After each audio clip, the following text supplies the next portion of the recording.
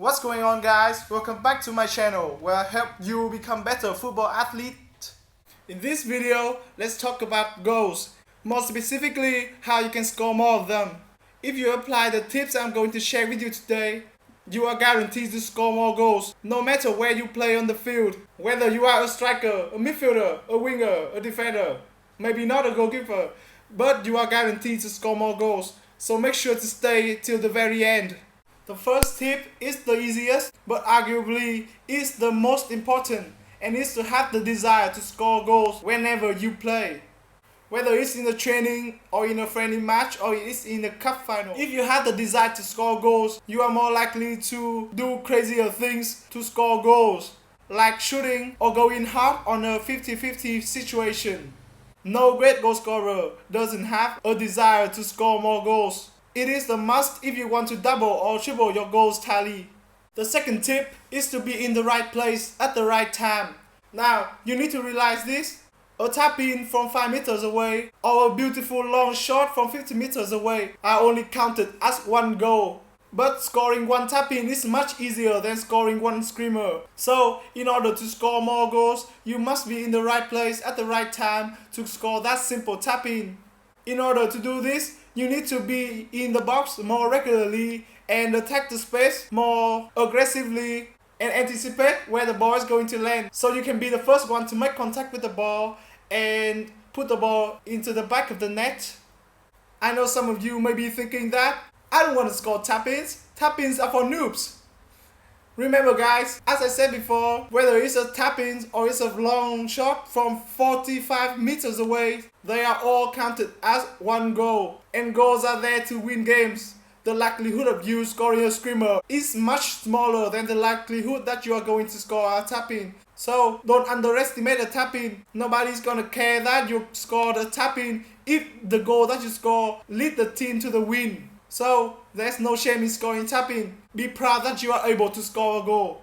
Think of it this way, a goal will help you win games. It doesn't matter how beautiful a goal you score. If it doesn't win you games, it doesn't count.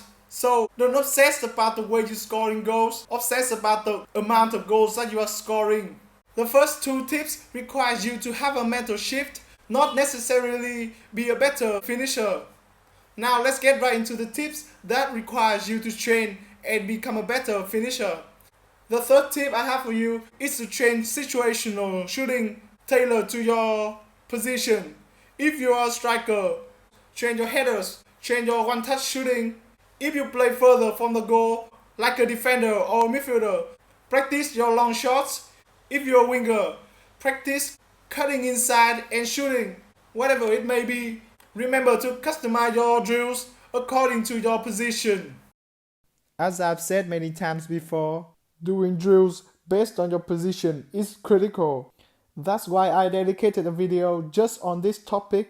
So if you want to learn more about it, make sure to check that video out.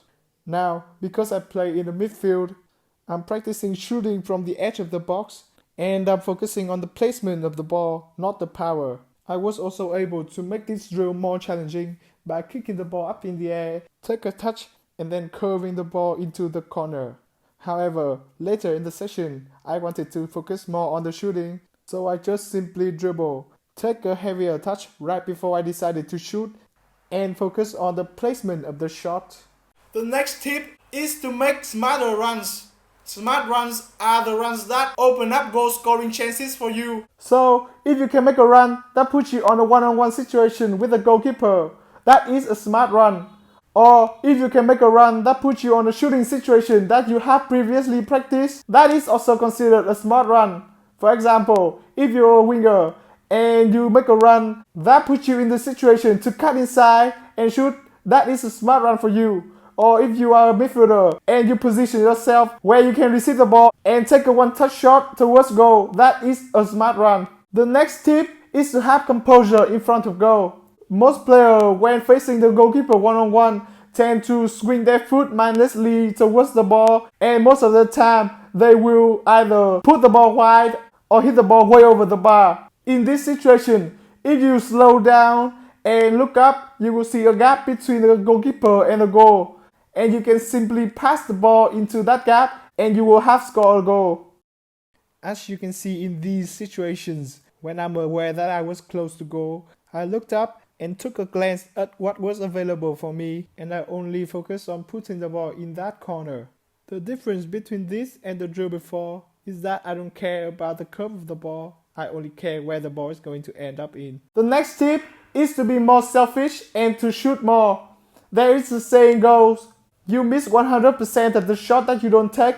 So what's the point of practice shooting in different situations and become a better finisher overall, but not shooting at all? By fearing you will miss a chance and not taking any shots, you have essentially wasted all your effort in training. And a bonus tip with this point is to take your team's set pieces and penalty. Taking your team's set pieces and penalty will increase the amount of shot that you're going to have in a match, thus will increase the chances that you will score in a match.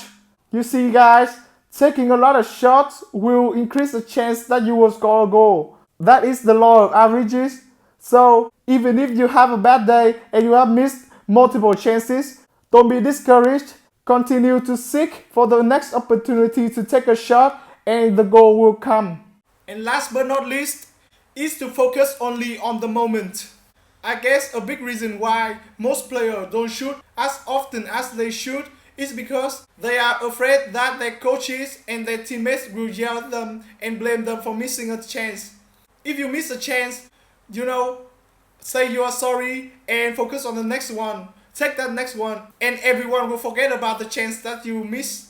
On the flip side, if you score a goal, forget about that goal and focus on the next goal. There is no harm in scoring more goals, right? So if you have already scored 1 goal or 2 goals or 3 goals, you know what? Just forget about it and search for the next goal. That is the mentality of the best goal scorer. They don't focus on the things that has already happened. They focus on the thing that is happening and is going to happen. So if they miss a chance, no big deal. They will focus on the next chance. If they have scored a goal, they are not content with themselves and stop trying. They will search for more goals. So if you want to score more goals, remember this tip. Focus only on what's happening and what's going to happen, not what has already happened. These are very powerful tips, but knowing them won't make you a better goal scorer. Applying these to your training and to your own game will. Okay guys, that is basically everything for me. If you found this video helpful, make sure to leave a like, subscribe for weekly video, and if you have any question, make sure to drop them in the comment section down below. Or you know what, better yet, shoot me an email, DM me on Instagram. I will reply to all of your questions and I might make a video about that. Okay guys, until next time, see ya.